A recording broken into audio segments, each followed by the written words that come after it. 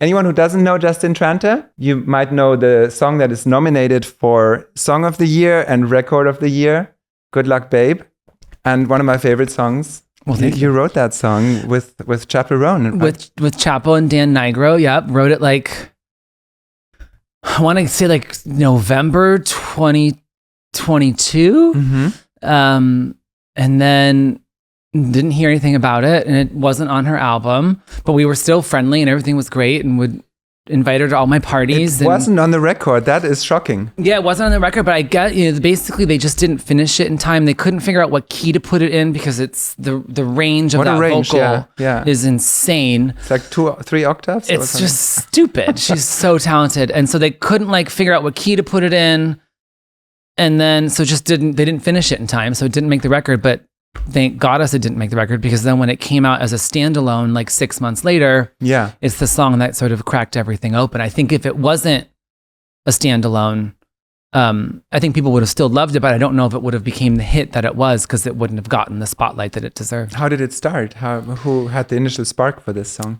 Just sort of was hanging out in Dan's studio. There's like a kitchen area, and we were all just talking, and Chappell was catching me up on her personal life. I hadn't seen her in a couple months, and a very universal queer experience is falling in love with someone who you know is in love with you, but they are not ready to accept that because they haven't accepted that part of themselves yet. Wow. So we were just sort of commiserating about that feeling, because that was basically how I spent all of my teens and 20s in dating. And so luckily I'm a lot older now, and I haven't had that experience in a very long time, but could really relate to what Chappell was talking about.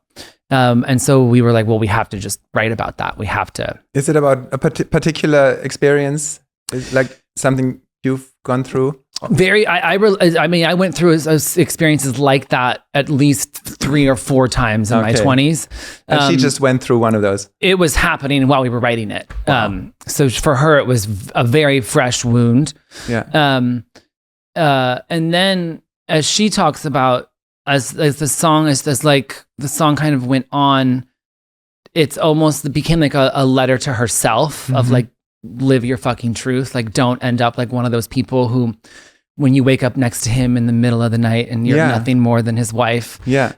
It was when we wrote it to start, it was about someone that she had feelings for, but as she's gone on to perform it, it also feels like a mantra to herself of like, live in your truth now. I love it. It's sad and tragic and uplifting at the same time. So sad and so tragic. And yet I was like at a dance party last week, and it came on and everyone was dancing. And I was like, I don't think you should be dancing to this, but I'm so glad they are. Yeah. No, how did you pull that off? Like a sad, tragic dance song that is uplifting. It's pretty. If an A&R would come to you, please write me a sad, tragic, uplifting dance you song. Say, fuck you, get the fuck out of here. Yeah. Yeah. No, when we wrote it, when I first started working with her in early 2022, maybe late 21, I can't remember exactly, but she had been dropped from Atlantic, and I just thought she was so amazing, when I So you worked with her after she was dropped? Yeah, well, she was fully unsigned, and I just didn't care. I mean, that speaks for you. That's incredible, because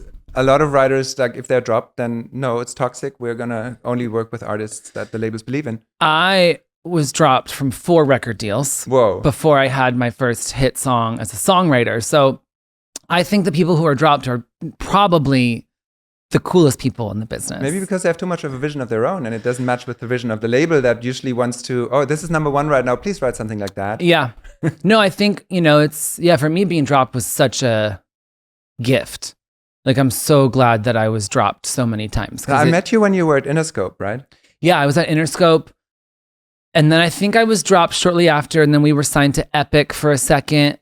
But yes, when I met you, when we wrote together, it was Interscope. Right. And you were in a band, Semi-Precious Weapons. I sure was. And I think the band was so amazing. Thank you. I love the image. Thank you. And I love the music. And I think you're such a star. That's very sweet. Thank you. Do you not miss being on stages? And no, well, performing is so beautiful, and I'm so grateful for the time I spent doing it. But I have 2 nodes on my vocal cords. Oh. Which is part of the reason why my voice sounds so cool. It Like does.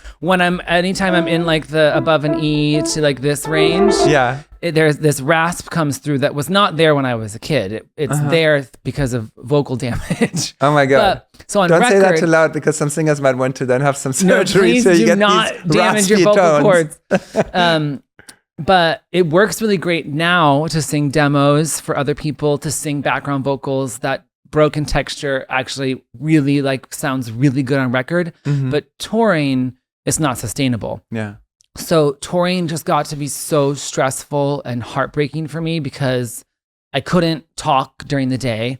I'd have to just literally the only time I would make noise is I'd warm up for 20 minutes to a half an hour before the show. Wow. And then I would do the show and then I wouldn't talk. So the only time I was making sound was 20 minutes before the show and on stage.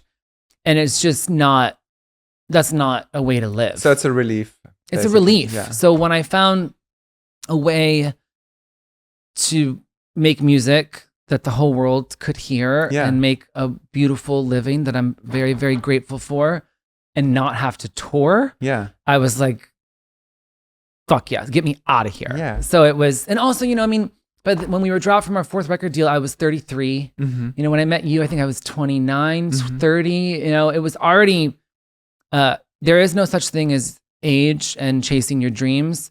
However, like the stamina required to tour, the stamina required to do promo, like it is a young person's game. So when we were dropped from our final deal at Epic at 33, I was just like, this doesn't make sense anymore. Yeah. So I love performing, but I'm very grateful to be where I am now. It's a much... Look at you now. Look at me now, baby. Can't say that often enough.